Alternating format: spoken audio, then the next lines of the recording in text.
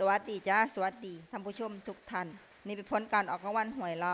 าวพัฒนาประจำวันที่30กรกฎาคม2569รางวัลเลข2ตัวรางเลขที่ออก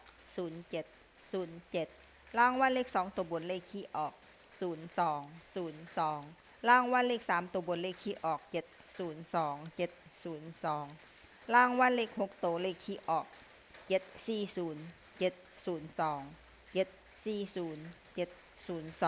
นี่ก็เป็นผลออกรางวัลหวยลาวพัฒนาประจำวันที่30กรกฎาคม2569ขอให้โชคดีมีชัยถูกหวยลาวพัฒนาได้รับเงินกันทุกคนด้วยจ้าฝากไว้ในได้จากซับสไครบ์กดติดตามและเป็นกำลังใจ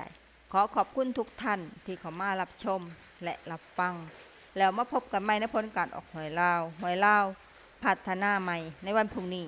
สำหรับมื้อนี้ขอบคุณและสวัสดีจ้า